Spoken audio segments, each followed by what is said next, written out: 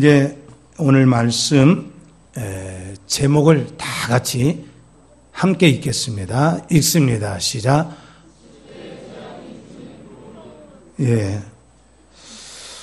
2003년도에 전 세계를 좀 놀라게 했고, 특별히 아시아권에 큰 데미지를 입혔던 사스로 인해서 홍콩에서 그 2003년 한 해 동안만 302명이 죽었고, 그리고 또 2014년도, 15년도 어간에도 홍콩 독감 때문에 300명이 넘도록 죽었다고 합니다.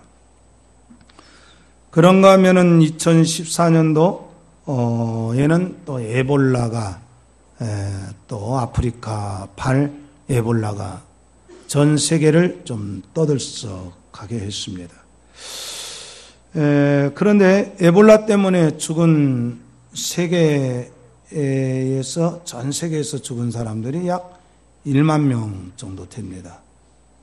그러니까 아프리카에서 통계를 낼 수 없이 죽은 사람들 빼고 WHO에서 이렇게 공식 발표한 수가 1만 명입니다. 메르스 전염병으로 우리 또 한국이 또 전 우리 국민이 두려워하고 있습니다. 그런데 역사적으로 보면, 또 성경적으로 보면 전염병이 때때로 있었다는 것을 알 수 있습니다. 그러나 분명한 것은 이겁니다. 이런 확신을 가져야 됩니다. 따라서 합시다. 주님의 재림으로 인한 전염병이 아니라면 하나님의 백성을 보호해 주십니다. 여러분 그렇게 믿으시길 바랍니다. 그것이 이제 시편 91편에 나온 메시지입니다. 언약 백성을 어떻게 전염병에서도 지켜주실 것인가. 그런데 이 출애굽기에 보면은 만약에 애굽에서 머물러 있으면 전염병이 임하게 될 것이다. 빨리 떠나라. 또 하나님을 불신할 때에 전염병이 내려질 것이라 이렇게 선을 하셨고, 또 실제적으로 하나님이 세워주신 지도자 모세와 아론을 반역했던 그 반역 때에 14,700명이 연병으로 죽고, 발람의 꼬임에 빠져서 바알보올에 우상 숭배를 했던 이스라엘 백성들 가운데 24,000명이 또 연병으로 죽어요. 자, 지금 우리나라에 창궐하는 메르스 전염병을 보면서 이건 어떤 사람의 부주의다. 물론 부주의 때문에 막 확산되고 있죠. 그러나 또 아니면 이것은 자연의 어떤 순리에 의해서 자연적으로 발생한 것이다. 아니면 우연으로 이렇게 걸린 것이다. 이런 생각들을 하는 사람들이 있어요. 또 대체적으로 그렇게 많이 생각합니다. 그러나 저는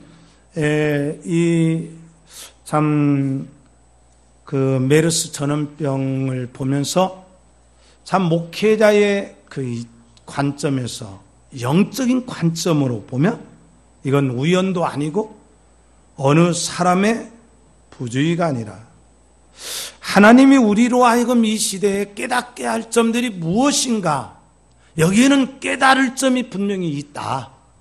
참 이렇게 생각이 되어집니다. 그래서 오늘 이 특별히 산상수훈 팔복의 말씀을 오늘 잠깐 쉬고, 하나님께서 바로 왕에게 내리신 10가지 재앙을 통해서 오늘 우리 시대를 한번 되돌아보고 우리 자신을 되돌아보는 그런 시간이 되어지기를 바랍니다. 먼저 오늘 이 본문을 보면 하나님께서 애굽의 바로의 왕에게 10가지 재앙을 내리십니다. 근데 이 10가지 재앙이 그냥 아무렇게나 내려지는 것이 아니라 다 하나님이 뜻을 두고 내리십니다. 네, 보통 이겁니다. 따라서 합시다. 축복받는 사람에게 내려지는 징계는 더 나은 복이 내려지고, 저주를 받을 자에게는 영원히 저주로 끝납니다. 오늘 여기에서 보면 바로가 어떤 사람이냐? 후자의 사람이에요. 그런데 오늘 이 10가지 재앙을 보면은 크게 세 가지로 나눠지는데, 하나는 거짓된 신앙의 대상들에 대하여서 그것이 얼마나 헛된 것인가를 드러내고 깨닫게 하는 방법으로 재앙을 내립니다. 첫째로 첫 번째 재앙은 애굽 사람들이 섬겼던 나일 강물에, 그 다산의 강이라고 불렀던 나일 강이 얼마나 무기력하고 하나님이 한 번 치시면은 그것이 얼마나 헛된 것인가를 보여주는 그런 재앙이 내려집니다. 애굽 사람들은 나일 강을 신앙의 대상으로 믿었어요. 그래서 나일 강에서 목욕하면 무병장수하고 다산할 수 있다. 자, 전주 시내에도 그런 물이 있다고죠. 그래서 이제 5월 단오가 되면은 어디로 갑니까?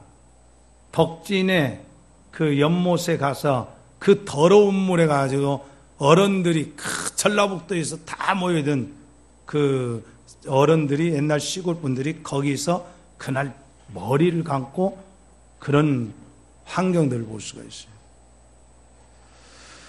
마찬가지로 이 바로의 공주가 나일강에 온 이유도 바로 목욕하러 온 것이 그냥 단순하게 한 공주가 목욕하러 온 것이 아니라 아기가 없는 공주가 아들을 얻기 위해서 이 나일강 물에 온 것입니다. 종교적 행위를 한 것이에요. 근데 하나님께서 이처럼 애국 사람들이 섬기던 나일강 물을 피로 변하게 해서 그 강물이 생명의 강이 아니라 죽음의 강이라는 것, 그리고 그것이 진정으로 신의 대상이 될 수 없다는 것을 하나님께서 보여주십니다. 그때 바로의 마음이 이 재앙을 보고도 회개하지 않고 이스라엘 백성들을 해방시켜주지 않습니다. 자, 그래서 이제 하나님께서 두 번째로는 개구리를 이제 저주를 내려서 개구리의 재앙을 내립니다. 역시 애굽 사람들은요, 개구리를 풍부와 다신의 신으로 숭배를 해요. 그래서 이 개구리는 그 개구리 머리를 달고 있는 여신의 모습. 그래서 중동 지역은 6월에서 10월까지 정기적으로 나일 강물이 막 범람한다고 하는데, 그러면서 이제 나일강에 살았던 개구리들이 이제 우기 때에 저기 땅에 올라와서 있다가 다시 강으로 숨고 그렇게 하는데, 오늘 이 본문에 보면 그 애굽의 모든 바로의 그 궁중에 개구리 떼가 나타나요. 그래서 이 바로의 궁중뿐만 아니라 애굽 전역에 사람들의 침실, 가구들, 화덕, 떡반죽 이런데 이 개구리들이 괴롭혀요. 그러니까 이 개구리 때문에 정상적인 생활을 할 수가 없어요. 그러잖아요. 우리가 밥을 먹으려고 딱 냉장고를 열었는데 냉장고 안에 만약에 개구리가 막 득실거린다고 생각해 봅시다. 아마 기절 초풍하겠죠. 하나님의 재앙으로 인해서 개구리가 침실과 그 음식물에 막 넘쳐난다면 어떻게 되겠어요? 그런데 이런 재앙을 보고도 역시 바로는 끔찍하지 않아요. 여러분 보통 보잖아요. 맷집이 강한 사람들이 있잖아요. 하나님께서 야 그거 하지 마라 하고 하나님이 한 번씩 혼냅니다. 작은 것부터 징계를 내리는데 맷집이 진짜 강한 사람이 있어요. 그런데 우리가 부모와 하나님 앞에서의 맷집이 좋은 것은 건강한 사고를 가진 사람이 아니에요. 빨리 회복하고 빨리 해결을 해요. 이 하나님께서 이 나일 강물하고 개구리에 대한 재앙을 내리신 것은 무슨 의미냐면 우상은 아무것도 아니고 허망한 것이다. 이걸 보여줘요. 하나님이 저주하시면 아무것도 아니라는 거죠. 가끔씩 어느 식당에 가면 이 식당 입구에 보면 빨갛게 붙였던 부적을 붙여놓은 집이 있어요. 그 우리 같이 갔던 저 교회 권사님 한 분이 신앙 좋다고 그 부적을 떼버리려고 하는데 저는 제가 말렸어요. 야, 목사는 말리고 권사는 뛸라고 하고 이게 뭐가 비정상적인 거 아니냐. 왜? 부적은 우리에게는 뭐에 불과해? 종이 딱지 하나에 불과한 거야. 그런데 그것을 띄는 순간에 주인한테 적어도 최하 100만 원 이상을 손해배상을 해줘야 돼. 그게 남의 물건이잖아요. 그게 무슨 종교적인 힘이 있거나 무슨 적이가 아니라. 그런데도 많은 사람들이 이 부적 하나만 붙여놓고도 사모니즘적으로 뭔가 자기의 운명을 결정하고 이런 것처럼 헛되게 생각하는데 예수 믿으면 그 부적이 아무것도 아니란 말이에요. 그래서 하나님께서 이런 얘기입니다. 이스라엘 백성들에게 눈으로 보여주면서 애굽이 섬기는 우상은 아무것도 아니라는 것을 증명해 주는 거예요. 그런데 바로가 너무 강팍해요. 그래서 하나님께서는 이번에는 인간의 육체와 관련해서 재앙을 내립니다. 처음에는 우상의 헛것을 보여주고 그게 헛되다는 것을 보여주고 두 번째는 사람의 육체와 관련해서 재앙이 내리는데 세 번째 재앙이 뭐냐? 티끌이 이가 돼요. 이. 아마 지금 우리 청소년들은 이에 대해서 개념이 잘 오르지 않을 거예요. 옛날에는요, 사람들이 걸어가면 머리에서 이 옷깃으로 뭐가 툭툭 떨어져. 이가 떨어져. 근데 여기에 이라고 하는 것은요, 우리나라에서 이가 아니라 우리나라 입장에서 보면 빈대입니다. 빈대.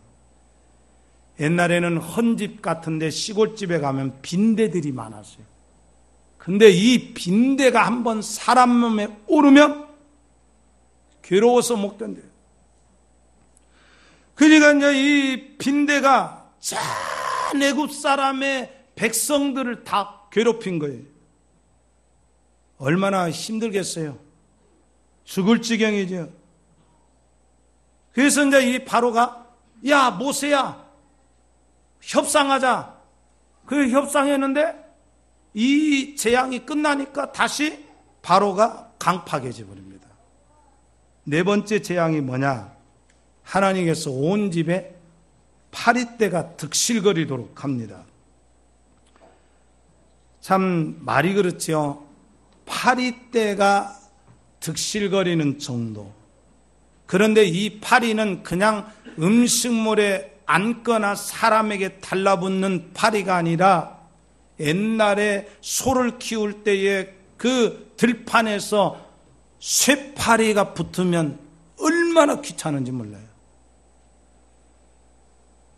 그래서 시편 기자는 시편 78편 4절 45절에서 애굽에 내렸던 재앙에 대해서 언급하기를 쇠파리떼를 애굽 사람에게 보내어 그들을 물게 하셨다. 이렇게 고백을 하는 내용이 나와요. 그래서 하나님께서는 이 네 번째 재앙부터는 이스라엘과 애굽 백성과는 구분을 지어서 재앙이 오직 애굽 사람에게만 내려집니다. 이건 뭘 상징하냐? 바로 마지막 때의 재앙은, 따라서 합시다. 세상 종말의 재앙은 이방인들에게만 내려집니다. 이게 마태복음 25장에서 나와요. 오른편의 양들은 영생의 축복을 누리고 왼편에 세운 염소들은 영원한 저주에 처하게 된다. 자, 그렇지만 역시 바로 왕의 마음이 끄떡하지 않아요. 하나님께서 네 번에 걸쳐서 재앙을 내렸지만은 이 마음이 녹아지질 않아요. 제 친구가 저하고 청년 때 좀 교회를 다녔어요. 근데 이 친구가 교회를 다니기는 했는데 이 사람이 거듭나지 못하고 얼마 다니다가 다니지 않은데 항상 그때부터 지금까지 술을 끊지 않아요. 노름을 끊지 않아요.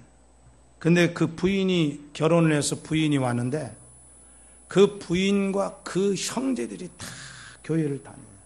부인이 어느 날 친구들끼리 같이만 하는데 친구들끼리 같이 이야기하는 도중에 뭔 얘기를 하냐면 우리 남편은 맞아도 보통 이 큰 것을 맞아야 정신을 차린다고. 그래서 내가 부인에게 그런 얘기 하지 말라고 내가 그런 얘기를 했어요. 그지만 그 친구하고 단둘이 있을 때 제가 그 친구에게 그런 얘기를 했어요. 하나님의 손길을 누구든지 벗어날 수 없는 존재다. 친구가 하나님께서 부르시는 방법이 나를 통해서도 친구를 통해서도 또 하나는 부인을 보내서고 또한 누님을 보내고 형을 보내고 이게 다 하나님이 부르시는 과정에 있는데 고집을 피우면 피울수록 친구의 삶에 행복이라는 것은 없을 것이다. 어느 날 갑자기 전화가 왔어요.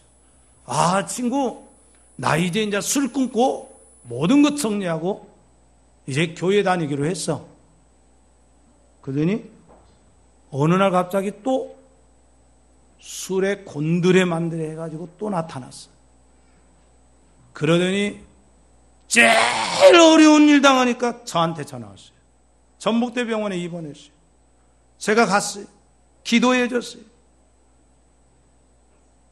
사람이 하나님의 그 섭리와 하나님의 그 손길을 벗어날 수 있는 사람이 누가 있냐. 애굽의 바로 왕이 세계를 휘젓는 그 왕이라고 해서 하나님의 손길을 벗어날 수 있냐 이거예요. 그럴 수 없다는 거예요. 그런데 하나님께서 이 완악한 바로를 다시 재앙을 내려요. 이게 바로 악질재앙입니다. 그래서 악질재앙은 사랑과 짐승, 참 이런 재앙으로 생명과 직결된 재앙으로 막 내려져요. 짐승들이 재앙으로 죽어가요. 오늘날 그 전염병으로 죽어가듯이 악한 전염병 때문에 이스라엘, 아니 애굽 사람들이 많이 죽어요. 그럼에도 불구하고 바로는 끄떡하지 않아요. 그래서 여섯 번째 재앙을 또 내립니다. 이제는 아까는 악질이라는 질병인데 이번에는 온몸에 부스러기가 나는 독종의 재앙을 내려요. 그래서 참 이 독정이라는 것이 온 살갗이 빨갛게 불에 타는 것처럼 뜨거워지는 이런 고통을 많은 사람들이 자기 백성이 겪고 있음에도 불구하고 바로는 강팍해서 돌이키질 않습니다. 여러분, 성경에 보면 어떤 자가 복된 자인가? 우리 한번 따라 삽시다. 돌이키는 자가 복된 자입니다. 빨리 돌이키는 자가 그래요. 인간의 육신적인 삶의 행복, 이것은 하나님이 한번 치시면 아무것도 아니에요. 돈이 없어서 자기 행복을 자기가 못 지키는 것이 아니에요. 돈이 없어서 건강을 자기가 못 지키는 것이 아니라 실질적으로 어떤 사람은 하나님이 보여주시도록 그 건강을 지시기도 하고 재물을 걷어가시기도 하고 그런 것들을 많이 본단 말이에요. 하나님께서 역사를 보면 헬라 제국과 로마 제국을 패망케 하는 그걸 보게 돼요. 왜 패망하느냐? 헬라 제국이 이스라엘 백성들을 괴롭히죠. 그리고 하나님 없음을 선언하는 헬라 문화를 쫙 퍼뜨리죠. 그리고 거짓된 신을 수천 개, 수만 개를 만들어내. 그게 바로 오늘날까지 내려오는 제우스 신, 이런 헬라의 그런 우상 숭배들, 이런 것을 해요. 하나님께서 쓸어버리시. 로마도 마찬가지입니다. 그래서 우리가 우리의 육체와 관련해서 나의 건강을 내가 스스로 지킬 수 있다라고 자만된 생각을 하지 말아야 돼요. 항상 겸손하게 하나님, 어떠한 질병이 오더라도 내가 하나님을 의지하오니 하나님의 손길로, 우리 한번 따라 삽시다. 하나님의 손길로 우리의 건강을 지켜주십시오. 이렇게 여러분 고백하기를 주의 이름으로 부탁합니다. 마지막으로 이 생존권의 문제와 관련해서 내린 재앙을 보게 됩니다. 7번 재앙이 뭐냐? 우박 재앙입니다. 바로는요, 희망이 없는 사람이에요. 그래서 이 바로는요, 버림받은 감정 속에 스스로를 가둬놔요. 던져버려요. 강팍해서 미친 듯이 저주의 늪으로 뛰어들고 있어요. 그런데 하나님께서 이 바로를 굴복시키기 위해서 우박을 내립니다. 그런데 이 우박이 단순하게 짜잘하게 내리는 우박이 아니라 큰 바위들처럼 우박이 커서 내리는 거예요. 크게 내리는 거예요. 그러면 어때요? 사람 맞으면 죽죠? 모든 짐승들, 들에서 키우는 짐승들 우박 맞으면 죽죠? 그것뿐만 아니라 우박이 내려지면 농산물 어떻게 됩니까? 다 죽지요. 하나님께서는 생존과 관련된 어떤 식물들, 이런 것까지라도 하나님께서 한번 저주를 내리면 이건 인간이 살아남을 수가 없다는 거예요. 그런데도 역시 바로는 완악해서 마음을 열지 않고 더 악한 마음을 갖습니다. 그래서 로마서에 보면 하나님께서는, 우리 한번 따라 삽시다. 하나님은 악한 자들을 악한 날에 쓰시려고 남겨두십니다. 반대로 하나님은 선한 자를 이 땅에 두신 것은 선한 때 쓰시려고 합니다. 여러분들이 정말 하나님 앞에 선한 그릇으로, 선한 도구로, 선한 청지기로 쓰임받기를 주의 이름으로 축원합니다. 어디 가든지 늘 악한 도구로 사는 사람들이 있어요. 가정도 무너뜨리고 사회도 무너뜨리고 공동체도 무너뜨리는 그런 악한 자로. 왜 그러냐? 마음이 완악해서 그래요. 그런 사람에게 하나님은 어떤 것만 준비하세요? 재앙만 준비하시는 거예요. 여덟 번째 재앙은 뭐냐? 메뚜기 재앙입니다. 그나마 우박으로 남겨져 있는 식물들을 메뚜기 떼가 다 먹어버려요. 2년 전에 그랬죠? 저 전남 어디입니까? 전남 어디에 해남입니까? 거기에 무슨 메뚜기 떼가 막 엄청 와가지고 농산물 이제 피해를 입었다고 하잖아요. 그런데 실제적으로 중국에서 찍은 사진을 보니까 메뚜기가 한번 앉았다가 일어나면 남는 식물이 없어요. 농산물이 없어요. 그러니까 식물을 단숨에 삼켜버리는 이 파괴력, 작은 메뚜기지만 그것이 어마어마한 재앙으로 내려지면 이 메뚜기가 단순한 곤충이 아니라 우리의 생존을 위협하는 하나의 도구가 됩니다. 그래서 시편 105편 33절로 35절을 보면 여호와께서 말씀하신즉 황충과 수많은 메뚜기가 몰려왔다. 이게 시편 기자가 바라본 역사관이에요. 저는 이렇게 고백을 합니다. 왜 메르스라는 재앙이 우리 한국에 와서 이렇게 난리를 낼까? 저는 메르스 재앙을 보면서 작년 4월 달에 일어난 진도 앞바다에서 일어난 302명이 죽은 사건이 떠올랐어요.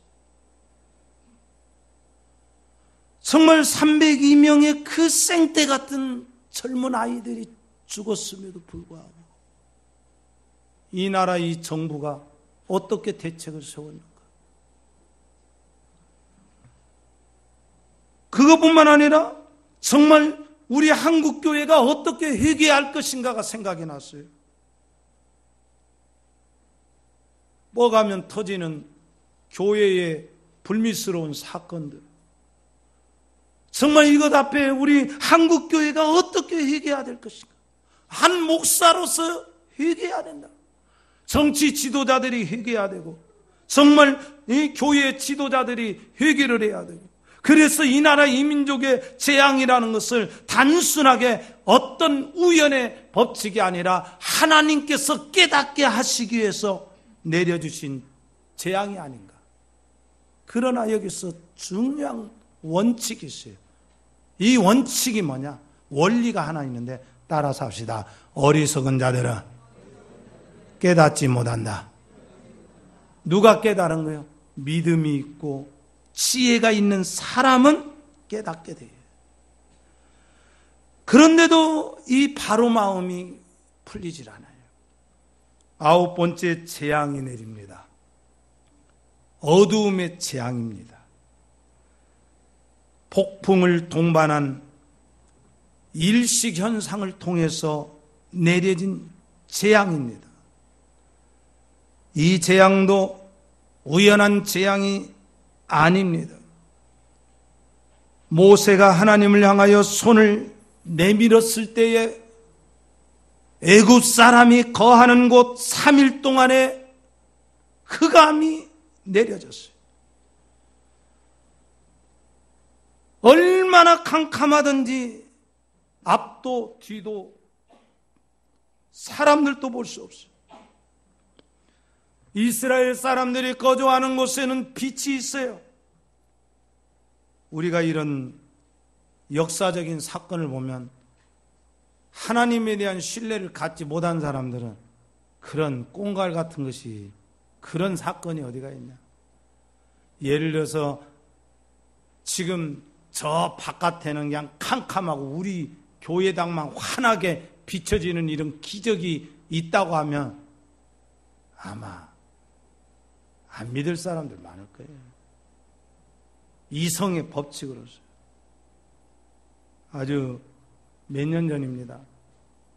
참 신실한 장로님이 갑자기 위암이 걸려서, 장로님 네 분이 그렇게 신실한데 위암이 걸려서 수술을 했어요.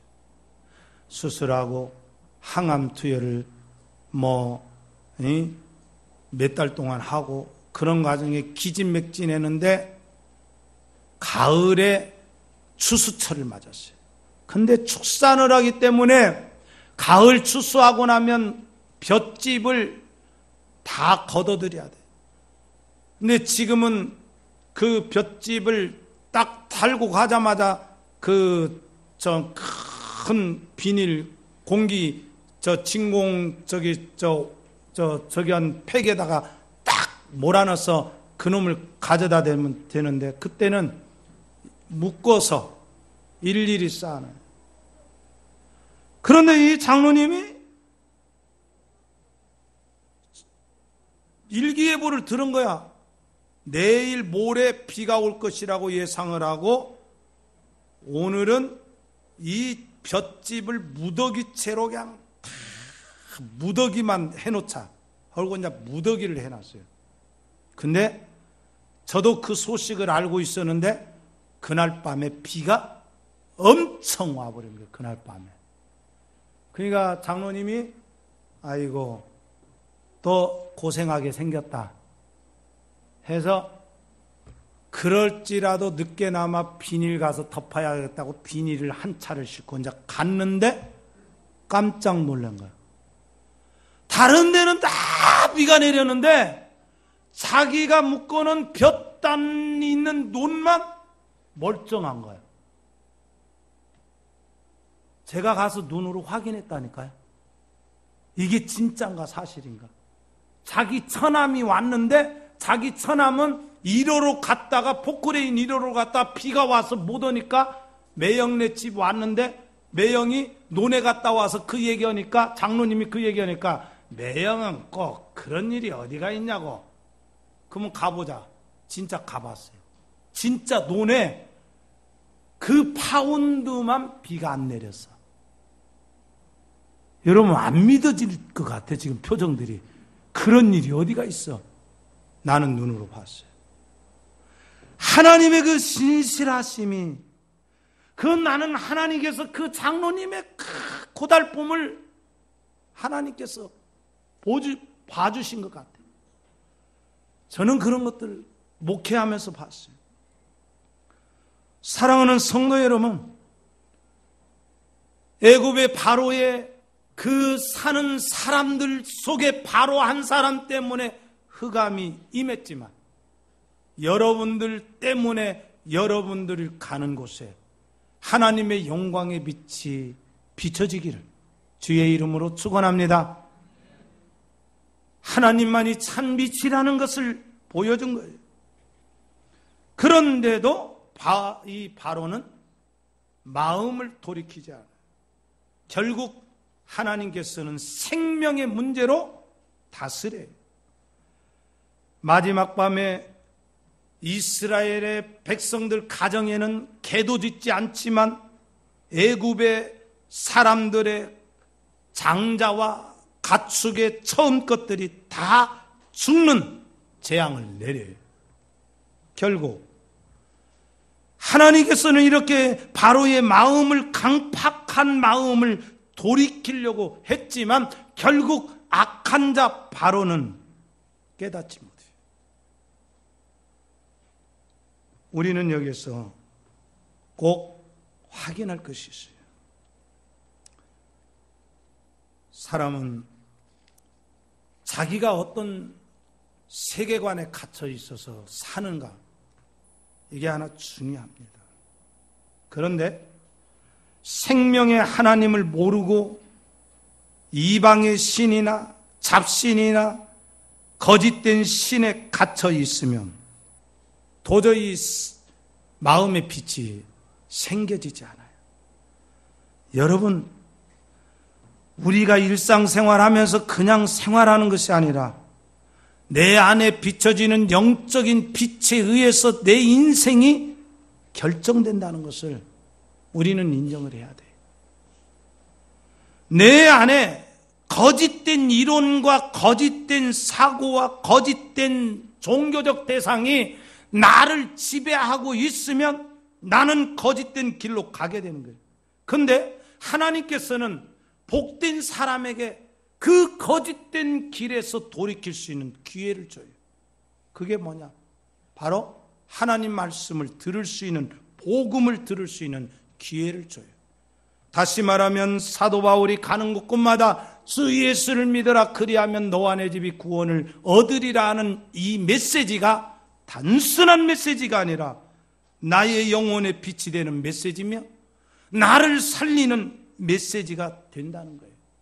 그러면 그 메시지 듣고 내가 정말로 진리를 따라가야 되겠다, 내가 생명의 길로 가야겠다라고 하는 마음을 열면 그 마음 속에 하나님의 생명이 들어오게 되고 그 생명력에 의해서 가치 판단을 하게 되고 세상을 바라보는 눈이 달라져서 내가 이 땅에서 살아갈 때 어디로 가야 할지, 그래서 어두움으로 치닫지 않습니다. 악하게 살지 않습니다.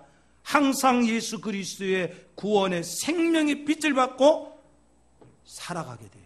그럴 때 하나님께서는 우리 한번 따라 삽시다. 진리를 받고 진리의 빛을 받으며 사냥꾼의 울무에서 건져주십니다.